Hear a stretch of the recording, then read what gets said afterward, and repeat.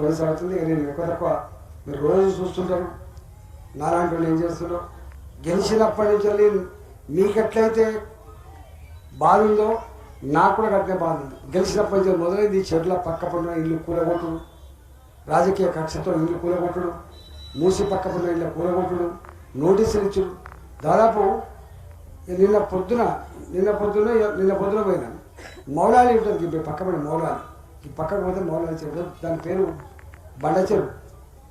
8,000 ఇళ్లకు నోటీసులు ఇచ్చారు. 8,000 ఇళ్ళకు ఓ అని ఏడుస్తున్నారు వాళ్ళు. 8,000 ఇళ్ళకి ఇచ్చేవారు.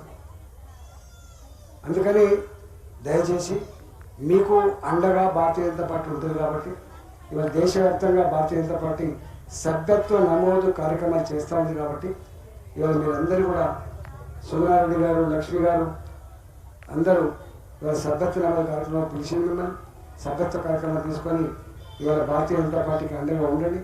మోడీ సర్కార్ ఏం చేస్తుందో మీరు చూసారు. ఇవాళ ఈ మాత్రమైనా హైదరాబాద్లో డబుల్ బెడ్రూమ్ ఇల్లు కట్టిందంటే కేసీఆర్ కట్టిందని అంటారు, కానీ కేసీఆర్ కాదు.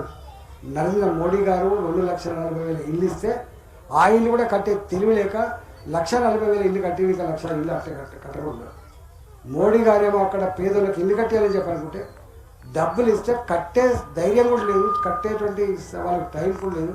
ఇవాళ ఈ ప్రభుత్వం కూడా మరి ఏం చేస్తుందో చూడాలి. కాబట్టి ఇవాళ మోడీ గారు పేదల కోసం అనేక కార్యక్రమాలు చేసింది. కాబట్టి మోడీ గారిని ఆశీర్వదించాలంటే, మోడీ గారిని మరింత స్ఫూర్తి ప్రదాయతగా ఉండాలంటే మనలాంటి వాళ్ళ ఆశీర్వాదం కావాలి. కాబట్టి ఆశీర్వాదంలో భాగంగానే ఇవాళ సభ్యత్వ నమోదు కార్యక్రమంలో మీరంతా బీజేపీ పార్టీ సభ్యత్వం తీసుకోవాలని చెప్పి కోరుకుంటూ మీ అందరికీ శుభాకాంక్షలు సెలవుతున్నా. భారత్ మాతాకి